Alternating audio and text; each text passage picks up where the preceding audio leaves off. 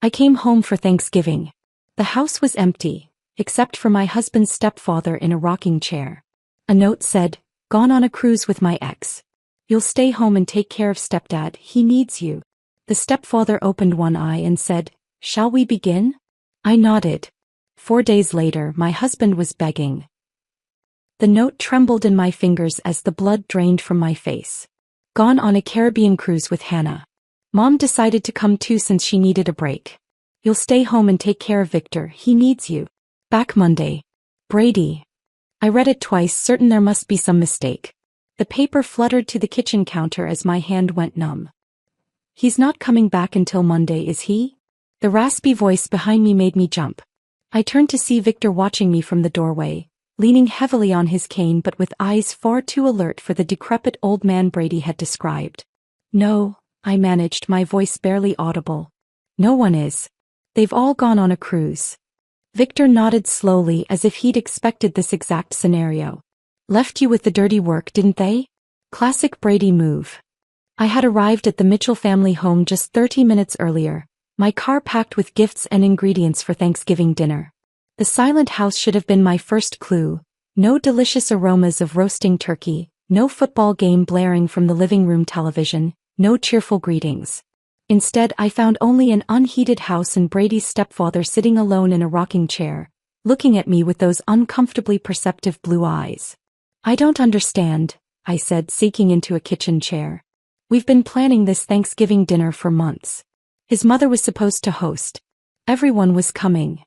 I pulled out my phone and tried Brady's number again. Straight to voicemail, just like the previous 3 attempts. Victor shuffled to the refrigerator and pulled out a pitcher of water. "Been like this all week. Quiet as a tomb. They left Tuesday morning." He poured himself a glass with slightly shaking hands. "Didn't even stock the fridge properly. Hope you brought groceries." I hadn't. I'd brought cranberries, sweet potatoes, and my special apple pie ingredients. Contributions to what was supposed to be a family feast, not provisions for an abandoned holiday. My phone pinged with a notification.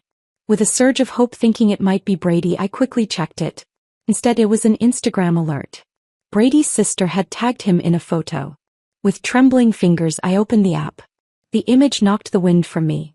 Brady standing on a cruise ship deck, his arm around a young blonde woman I recognized as Hannah, his work colleague he'd mentioned increasingly often these past months. They were holding champagne flutes, toasting the camera. The caption read, #New Beginnings Caribbean Getaway with at Brady Mitchell and Family. Family. The word stung like salt in an open wound. I scrolled through more photos. There was Brady's mother Elaine, sipping a cocktail, looking anything but like someone who needed a break from caring for Victor. Another photo showed Brady and Hannah at what appeared to be a romantic dinner. The post was time-stamped 2 days ago, which meant this had been planned long before Brady told me we were expected at his mother's for Thanksgiving. "Find something interesting?" Victor asked, studying my face. I turned the phone screen toward him. "They're on a cruise with Hannah from his office. The one he said was just a colleague." My voice cracked. "They've been planning this while I was buying gifts and taking time off work for what I thought was a family Thanksgiving." Victor nodded grimly. "Hannah's been in the picture at least 3 months. She's called here asking for Brady several times." Pretty voice, terrible laugh. I stared at him. "You knew." "I know a lot of things they don't think I notice." He tapped his temple with a gnarled finger. "Mine's still sharp, despite what Brady tells everyone." My thoughts raced to our bank account. With shaking hands, I opened our banking app. 3 days ago, $5,200 withdrawal. Almost our entire savings. Money we'd been putting aside for a down payment on a house. The house Brady had promised we'd start looking for after the holidays. "He took our savings," I whispered, showing Victor the screen. "All of it." Victor wasn't surprised. "They've been doing the same to me for years. Taking a little here, a little there. For your care, Victor, they say. Meanwhile, the heat's turned down to save money, my medications are sometimes delayed, and Elaine buys herself another designer purse." I felt sick. This wasn't just about a ruined Thanksgiving or even the betrayal of an affair. This was calculated abandonment. Of me, of Victor, of responsibilities and promises. My phone rang. My best friend Leah calling to wish me happy Thanksgiving. I silenced it, unable to explain this humiliation just yet. There's leftover soup, Victor offered. Not much of a Thanksgiving feast, but it'll do. I looked around the kitchen. Dirty dishes in the sink, empty takeout containers on the counter. They hadn't even cleaned up before leaving. Something hardened inside me. No, I said firmly. We deserve better than leftover soup. I grabbed my coat and purse. I'm going to the grocery store. They might still have some turkey breasts and potatoes. We're having a proper meal today. Victor looked surprised, then pleased. Haven't had a home-cooked meal in months. Brady always brings fast food when he bothers to come by. At the grocery store, my mind whirled with questions and emotions. How long had Brady been planning to leave me? Was our entire 5-year marriage just a convenient arrangement he could discard when something better came along? I mechanically selected a small turkey breast, potatoes, and some vegetables, barely registering the other last-minute shoppers around me. When I returned, Victor had managed to clear the kitchen counter and was sitting at the table with a stack of papers. What's all this? I asked, setting down the groceries. Evidence, he replied, his blue eyes suddenly steely. Bank statements, medical records, documented neglect. I've been keeping track for months. He pushed a folder toward me. Brady and Elaine think I'm just a burden waiting to die. They don't know I've been watching them strip my accounts while providing minimum care.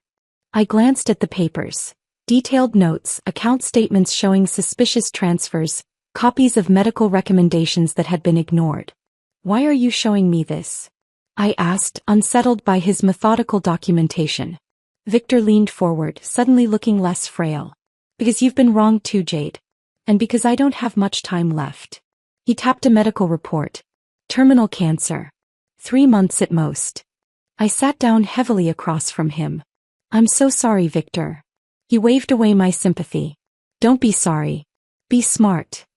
He looked at me with unexpected intensity. They think they've left you with a burden, but they've actually given us an opportunity. An opportunity for what? Victor's thin lips curved into a smile that transformed his face. For justice. He reached for an envelope and slid it across the table. Inside is my real will and trust documents. Not the one Brady and Elaine think exists. I didn't touch the envelope. Victor, I don't understand. He leaned back in his chair and studied me. After a moment, he simply said, "Shall we begin?" Those 3 words hung in the air between us, loaded with possibility and hidden meaning. Before I could respond, he explained his proposition. Help him document the family's neglect and betrayal, assist with his final arrangements, and he would ensure I'd be taken care of financially after he was gone. The family who abandoned us both would lose everything they thought was coming to them. I stared at him, this man I barely knew but with whom I suddenly shared a profound connection. We had both been deceived and discarded by the same people. Outside, the late afternoon shadows lengthened across an empty driveway where a family should have gathered. Inside, an unexpected alliance was forming. Yes, I said finally, surprising myself with the firmness in my voice. Let's begin. After our agreement, Victor sank back in his chair, exhaustion evident in the slump of his shoulders. The excitement of our newfound alliance had temporarily energized him, but now the fatigue returned to his face. You should rest, I said, noticing the pallor beneath his weathered skin. I'll finish making our dinner. Victor shook his head. First, there's something you need to see. He pushed himself up with effort. My medical records. You need to understand what we're working with, and how little time we have. He led me to a small bedroom that had clearly once been an office but was converted into a makeshift sleeping space. A hospital bed occupied one corner, though Victor hadn't been using it. Instead, a regular twin bed against the opposite wall showed signs of use. Can't stand that contraption, he explained, gesturing at the hospital bed. Makes me feel like I'm already in hospice. From a locked drawer in the desk, Victor withdrew a thick folder labeled simply, medical. He handed it to me without ceremony. Pancreatic cancer, he said flatly as I opened it. Stage 4. Diagnosed 3 months ago. I scanned the documents, my stomach tightening at the clinical descriptions and grim prognosis. Various oncologists' notes, treatment recommendations, and scan results told the unmistakable story of a terminal illness. 2 months, Victor added. Maybe less now. The last scan showed rapid progression. I looked up sharply. Brady knows this? Oh yes. They all do. His mother was at the appointment when we got the diagnosis. 2 days later she started talking about how she needed a break from caretaking. His laugh held no humor. 66 years old and claiming exhaustion while I'm dying at 78. The cruelty of it struck me like a physical blow. They abandoned you knowing you only had months left? Weeks more likely. Victor eased himself onto the edge of the bed. But that's not even the worst of it. Look at the medication list. I flipped to the prescription sheets. Multiple medications were listed. Pain management, anti-nausea drugs, enzymes to help with digestion. Check the bathroom cabinet, Victor directed. Compare what's there with what should be there. In the adjoining bathroom I found a disorganized collection of pill bottles. As I examined them, comparing with the documentation, disturbing discrepancies emerged. The powerful pain medication had been refilled twice according to the pharmacy labels, but the bottle was nearly full. The expensive enzyme supplements were only half full when they should have been almost untouched based on the refill date. They've been diluting them, Victor confirmed when I returned with the evidence. 1 pill instead of 2. Half doses of the pain medication. And those appointments for the palliative care specialist? Too expensive, Elaine said. My hands trembled with anger as I returned the documentation to its folder. That's not just neglect, Victor. That's abuse. It's what happens when people see you as an obstacle rather than a person. He pulled a small notebook from beneath his pillow and handed it to me. I've been keeping track. Times when medications were missed or reduced. Appointments canceled. Money that disappeared from my checking account for home care supplies that never materialized. The meticulous documentation stunned me. Pages of dates, times, specific incidents. Despite his illness, Victor's mind remained razor-sharp. Let me fix you something to eat, I said, needing a moment to process everything. You must be hungry. In the kitchen I found pitiful supplies. A few cans of soup, some stale bread, milk on the verge of spoiling. From my grocery run, I managed to put together a decent meal of roasted turkey breast, mashed potatoes and green beans. Not the Thanksgiving feast I'd planned, but far better than leftover soup. As we ate at the small kitchen table, Victor studied me. Tell me about your marriage, he said finally. When did you first notice Brady wasn't who you thought he was? The directness of the question caught me off guard. I poked at my food, considering how to answer. It was gradual, I admitted. When we first met, Brady was attentive, supportive of my graphic design work. I was building my client base, had my own small studio apartment, good friends. I paused, realizing how much had changed. After we married, he suggested I work from home to save on studio rent. Made sense financially, but then my equipment kept having issues. Computer problems, software glitches. Victor nodded knowingly. Isolation tactic. Exactly. Then came suggestions about which clients weren't worth my time, concerns about me being out late with friends. He'd check my phone, claiming he was just looking for a number. The patterns were so clear in hindsight. When my father died last year and left me $30,000, Brady insisted we put it in our joint account for our future. That money was supposed to be for our house down payment. The money he just spent on a cruise with another woman, Victor added quietly. I set down my fork, appetite gone. 6 years of my life. And now I find out he's been planning to leave me while spending our savings on his co-worker. People like Brady and Elaine see relationships as transactions, Victor said. I learned that too late with her. I was already successful when we met, widowed with a comfortable portfolio from my banking career. She was charming, beautiful, and Brady was just a teenager who seemed to need a father figure. He sighed heavily. After we married, things changed. Expenses increased, justified as living the life we deserve. When I tried to maintain some financial boundaries, I became the villain. Stingy, controlling, not really committed to the family. That sounds familiar, I murmured. After dinner, Victor led me to his study. A small room Brady's mother had converted to a meditation space, but that still held Victor's desk. Help me with the painting, he requested, pointing to a mediocre landscape on the wall. Behind it was not as safe as I expected, but a loose panel in the wall.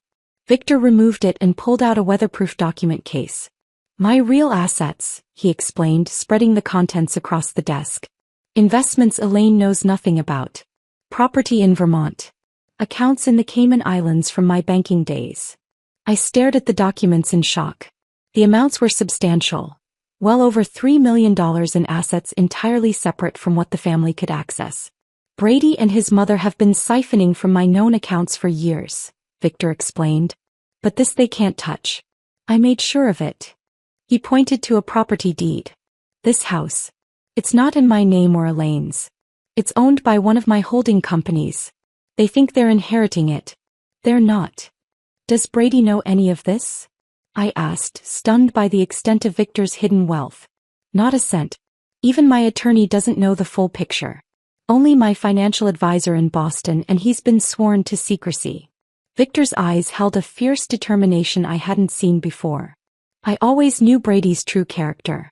He's just like his mother, charming to your face while reaching for your wallet. I just never thought he would do the same to his wife. The next morning brought another development. A discreet visit from Patricia Winters, Victor's attorney. A stern woman in her 60s with impeccable silver hair and penetrating green eyes. She arrived carrying a briefcase full of legal documents. "So you're the abandoned daughter-in-law," she said, assessing me with a frank gaze. "Victor called me last night. Said you were an unexpected ally." Over coffee, Patricia laid out what Victor had been working on legally, documenting the neglect, changing his will, and creating financial structures that would be ironclad against challenges. "We need to finalize several documents," Patricia explained.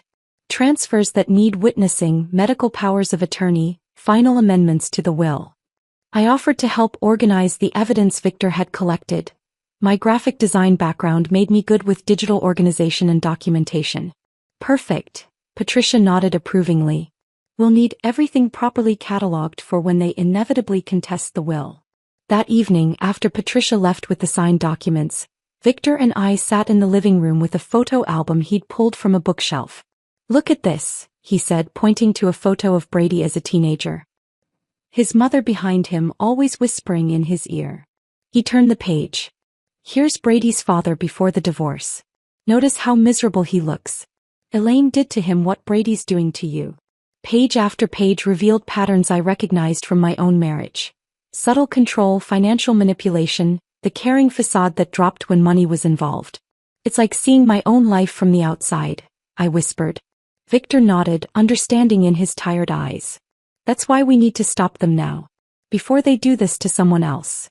In that moment, our alliance solidified into something deeper than convenience or mutual benefit. We were two people who had been betrayed by the same family, now united in seeking justice. "We're not just getting revenge," Victor said, closing the album gently. "We're making things right." I reached over and squeezed his thin hand. "Yes. For both of us." The next morning I woke with renewed purpose. Victor and I had stayed up late strategizing, and now it was time to put our plan into action. After checking on Victor, who was having a relatively good day despite his condition, I made a quick breakfast and laid out our priorities. "First," I said, pouring him a cup of tea, "we need to establish the narrative of your rapid decline." Victor nodded. Patricia mentioned her brother owns a medical supply company. He might be willing to help discreetly. One phone call later and Patricia's brother James was on board. By noon he arrived in an unmarked van with everything we needed. An oxygen tank, non-functioning but visually convincing, for stands, monitors with detachable leads, and even a collection of empty medication vials with realistic-looking labels. "Medical theater," James called it with a wink as he helped us transform Victor's bedroom into what looked like an intensive home care setup. "Used to stage medical dramas sometimes. Never thought I'd be using my props for real-life drama." With Victor's direction, I arranged the equipment for maximum visual impact. The oxygen tank prominently displayed, for stand positioned by the bed, various monitoring devices arranged on the bedside table. I made the bed with hospital-grade sheets Patricia had also provided, completing the illusion of serious medical intervention. "Now for the photographic evidence," I said, taking out my phone. Victor settled into bed, coaching me on how to make him appear worse than he was. "Shadows," he instructed. "Lighting from above will deepen the hollows of my face." He removed his glasses, making his eyes appear sunken, and mussed his thin hair. With minimal theatrical makeup skills from my college days, I accentuated the pallor already present in his complexion. The transformation was startling. In the photos, Victor looked like he was actively dying. Far worse than his actual condition, though that was serious enough. Tao Yu, Victor directed. You need to look exhausted, overwhelmed. I removed my makeup, tousled my hair, and put on an oversized sweater that made me appear smaller, more vulnerable. Victor took several photos of me seemingly asleep in the uncomfortable chair beside his bed, others of me preparing medications with a worried expression. Perfect, he said, reviewing the images. Who's our target for these? Brady's sister Melissa, I replied. According to your phone, she's the only one who's texted to check on you since they left.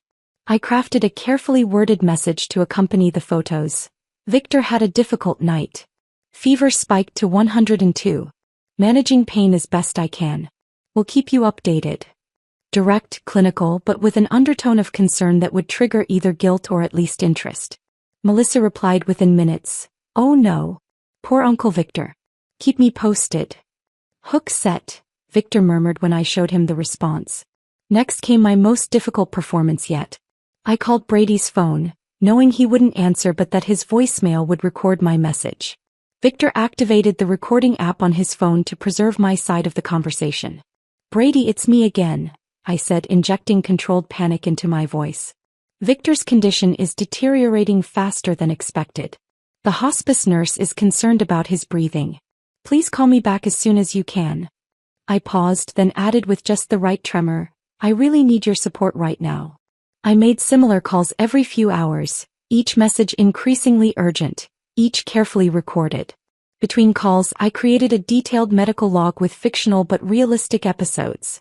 Temperature spikes, pain breakthrough, respiratory difficulties. I backdated some entries to create a consistent narrative of decline beginning before they even left on their cruise. You should have been an actress, Victor commented as I showed him the log. I prefer to think of it as creative nonfiction, I replied with a grim smile. Every good story needs documentation. Around 4 that afternoon, our planning was interrupted by a knock at the door. I opened it to find an elderly woman holding a covered casserole dish. I'm Edith Peterson from next door, she announced. Thought you might need some dinner. Looking after Victor is a full-time job, I imagine. I invited her in, grateful for both the food and the unexpected opportunity she presented. Over coffee, Mrs. Peterson revealed herself as a potential goldmine of information and support. Been watching that family for years, she confided, lowering her voice as though Victor might overhear from his bedroom, though he was actually resting. The way they treat that poor man. Your husband is no better than his mother, if you don't mind my saying so. I don't mind at all, I assured her. I'm discovering exactly what kind of family I married into. Mrs. Peterson patted my hand. Victor was so good to that boy, you know. Paid for his college, bought him his first car. And how does Brady repay him? By taking off on vacation while his stepfather is dying. I let my genuine anger and hurt show. They left me a note. Just a note telling me to take care of him. Shameful, Mrs. Peterson declared. Absolutely shameful. You know, the whole neighborhood has noticed. Last month, when Victor fell in the yard, it was my Harold who helped him up. Brady was inside watching football, ignored our knocks completely. By the time she left, Mrs. Peterson had promised to spread the word among the neighbors that Victor needed support and visitors while his family was selfishly gallivanting in the Caribbean. I carefully documented her statements and the date of her visit. Over the next 2 days, 5 more neighbors visited, each with their own stories of witnessing Brady's neglect of Victor. Each visit strengthened our case and provided additional witnesses to both Victor's apparent decline and the family's absence during what they believed to be his final days. On Saturday morning, Patricia returned with the final documents for the asset transfers. We drove Victor to the local bank where he'd been a customer for over 30 years. The manager, Mr. Collins, greeted him warmly. Victor, good to see you out and about. How are you feeling? Getting my affairs in order, Richard, Victor replied, his voice deliberately weaker than usual. Memory still sharp, even if the body's failing. In the privacy of the manager's office, Victor officially transferred control of his hidden assets to a series of trusts that would benefit me and several elder care charities. Mr. Collins watched with sympathy as Victor's shaking hand signed each document. Your stepson was in last week, the manager mentioned casually as we completed the paperwork. asking about your accounts. I reminded him that without proper authorization. Victor smiled thinly. Always planning ahead, that boy. I remember when he came in to cash that check for his graduation gift, Mr. Collins continued. Didn't even thank you. Just complained it wasn't enough for the car he wanted. Another piece of evidence, another witness to Brady's character. That evening, as we were reviewing our progress, Victor's phone rang with a video call from Melissa. We quickly put our plan into action, arranging Victor in bed surrounded by medical equipment, an oxygen cannula in his nostrils. I mussed my hair and pinched my cheeks to bring a stressed flush to my face. When I answered the call, the camera showed me first, looking exhausted. Oh, Jade, Melissa gasped. You look terrible. Is everything okay? Managing, I said simply, turning the phone toward Victor, who gave an Oscar-worthy performance of semi-consciousness, his breathing deliberately labored. Uncle Victor? Melissa called. It's Melissa. Can you hear me? Victor's eyes fluttered weakly. Melissa, he whispered.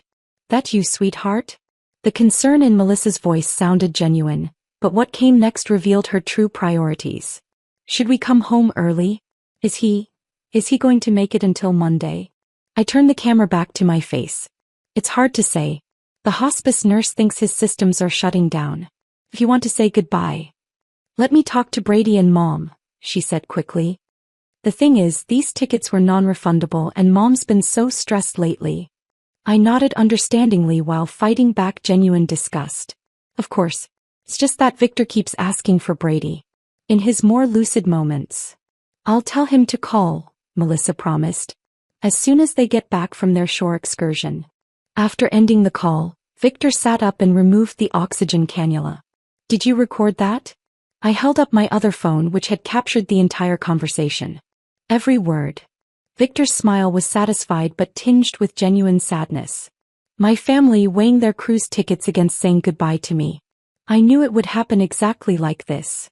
I sat on the edge of his bed, suddenly emotional. I'm sorry, Victor. He shook his head. Don't be. Their true colors needed to be revealed. He reached for my hand. You know what the strangest part is? These past few days with you, with someone who actually cares, have been better than months with them. We sat in companionable silence, contemplating what we had set in motion and the final steps yet to come. Our counterattack was fully underway, the trap nearly set. Now we just needed to spring it at precisely the right moment. Sunday morning dawned with a subtle shift in the atmosphere. As I brought Victor his morning tea, I noticed his hands trembling more than usual, a bluish tint around his lips that hadn't been there before. You don't have to pretend for me, I said softly, helping him sit up. You're really not feeling well today, are you? Victor's smile was thin but genuine. Ironic, isn't it? After all our play acting, the real thing sneaks up on us. I called the hospice nurse who had been making weekly visits before the family left. She promised to come by that afternoon but advised me on managing his comfort in the meantime. This wasn't acting anymore. Victor was actively declining and a rush of protectiveness swept over me. Our revenge scheme suddenly felt secondary to ensuring his comfort and dignity. What would you like for breakfast? I asked, trying to maintain normalcy. Peaches, he said, surprising me. Fresh peaches with cream. My late wife Martha used to prepare them every Sunday morning. The request sent me to 3 different grocery stores before finding decent peaches in November. When I returned and prepared them as he described, sliced into perfect crescents with a dollop of whipped cream, Victor's eyes misted over at the first bite. Just like she used to make, he whispered. No one's bothered to remember such things about me in years. Throughout the day, I found myself doing things not for our plan but simply for Victor's comfort. Adjusting his pillows, reading aloud from his dog-eared copy of Raymond Chandler's The Big Sleep, playing the classical music he mentioned enjoying. The genuine care that had developed between us over our short time together surprised me with its intensity. You know, Victor said during a lucid moment that afternoon, I haven't been treated with such kindness since Martha died 12 years ago. Strange how a stranger has shown me more compassion than my own family. The hospice nurse, Diane, arrived around 3. After examining Victor, she took me aside in the hallway. His organs are shutting down, she said gently. It's happening faster than we anticipated. I'd say he has hours, maybe a day at most. Though I'd known this was coming, the news hit me harder than expected. Should I call the family? I asked, suddenly uncertain about our elaborate plan. Dan shook her head. At this point it should be about his comfort, not theirs. If they've chosen not to be here. She left the rest unsaid. After she left, I sat beside Victor, who had overheard everything despite our hushed voices. Don't call them, he said firmly. They made their choice. But we do need to finalize some matters. He reached for my hand. Call Patricia. Tell her it's time for the final steps. Patricia arrived within the hour, bringing a notary named Thomas with her.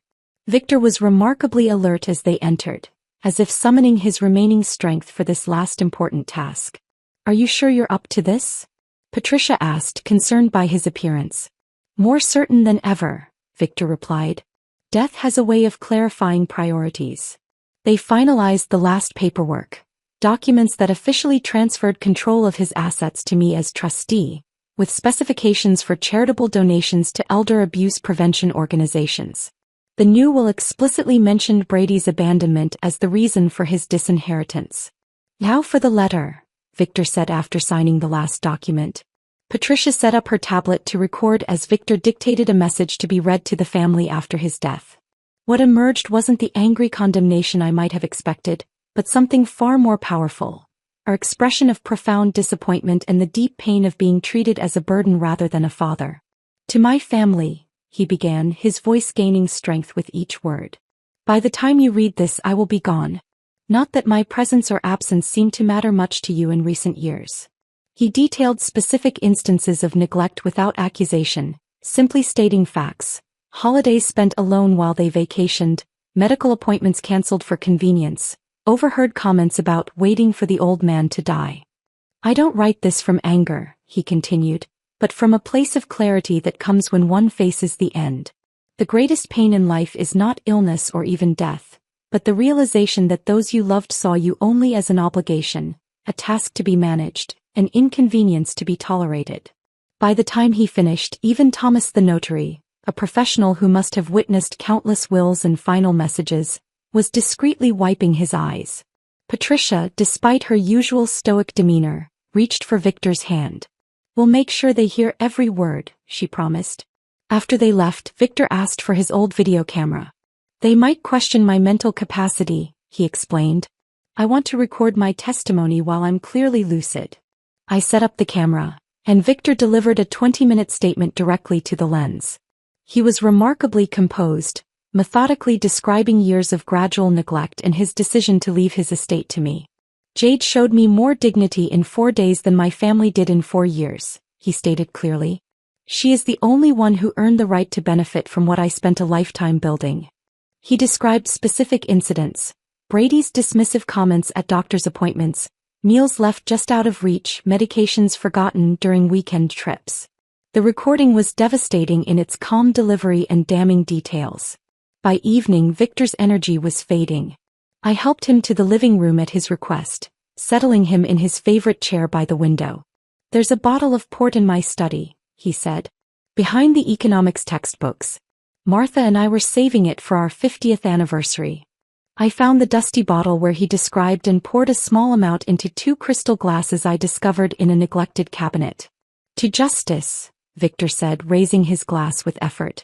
To dignity, I added. We sat together as darkness fell, Victor occasionally dozing while I read to him from his favorite book.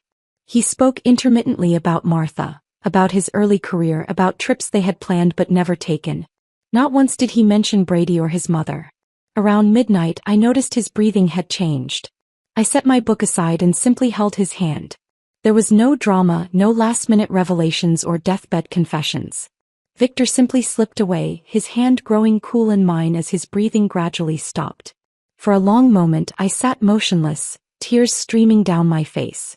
The man I'd known for only 4 days had somehow become important to me beyond our mutual desire for justice. In caring for him, I'd found a strength and clarity I didn't know I possessed. At dawn, I called Diane, the hospice nurse, who arrived promptly to confirm what I already knew. She seemed surprised by how peaceful Victor appeared. Many terminal patients show signs of distress, she commented. He looks like he simply fell asleep. He did, I said quietly, reading Raymond Chandler and drinking 50-year-old port. After Diane made the official pronouncement, I called the funeral home Patricia had recommended. 2 somber men arrived within the hour to collect Victor's body. One of them knew Victor from community functions and expressed genuine condolences. He was a good man, he said. Always generous with the fundraisers. Once they left, the house felt suddenly empty. I allowed myself a few moments of genuine grief before focusing on the next phase of our plan. Brady and his family would be returning the following day, expecting to find a dying man they could comfort in his final hours, thereby easing any guilt about their abandonment. Instead, they would find me, and the consequences of their actions. I placed Victor's letter in a cream-colored envelope and propped it against the family photo on the mantelpiece. A photo I now noticed showed Brady and his mother smiling broadly while Victor stood slightly apart. In the dining room, I arranged the extensive documentation of neglect in clearly labeled folders: canceled medical appointments, financial exploitation, recorded evidence of neglect. Victor's video testimony was queued up on the television, ready to play at the press of a button. Finally, I went to the master bedroom and packed my few belongings. Beside my suitcase, I placed printouts of the cruise photos Brady and his family had posted throughout the week, creating a stark visual timeline that contrasted their poolside cocktails with Victor's documented decline. Everything was arranged for maximum impact when they returned. A carefully orchestrated revelation that would ensure they faced the full weight of their choices. Standing in the center of the silent house, I felt a profound sense of purpose. This wasn't just about revenge anymore. It was about justice for a man who deserved far better than he'd received from those who should have cared for him most. "It's done, Victor," I said softly to the empty room. "They'll understand exactly what they've lost." I spent Monday morning in a strange calm, waiting for the inevitable. Around noon, I heard the sound of car doors slamming, followed by laughter and chatter as Brady and his family returned from their cruise. Taking a deep breath, I smoothed down the simple black dress I'd purchased the day before and positioned myself in the living room, near Victor's empty rocking chair. The front door burst open. Brady entered first, his mother Elaine right behind him, followed by Melissa and Hannah, the colleague, who was clearly more than that. They were all sunburned and smiling, arms laden with duty-free shopping bags and tacky souvenirs. "Honey, we're home," Brady called out, his voice cheerful until he saw me standing there, my expression solemn. His smile faltered. "What's with the funeral getup?" Elaine pushed past him, dropping her designer handbag on the console table. "Where's Dad? Is he napping?" Her tone was casual, as if inquiring about a pet rather than her dying husband. "Victor passed away Saturday night," I said quietly. The shopping bags in Brady's hands dropped to the floor. Hannah, uncertain what to do, took a step back toward the door. "What do you mean, passed away?" Elaine demanded, as if I'd made a mistake in vocabulary. "He died peacefully in his sleep around midnight," I continued, maintaining my composure. "The funeral service was yesterday afternoon. Many of your neighbors attended, along with Victor's friends from his banking days. Quite a lovely turnout, actually." Brady's face cycled through shock, disbelief, and then, most tellingly, calculation. "You held the funeral without us?" "Without his family." "His family was invited," I replied.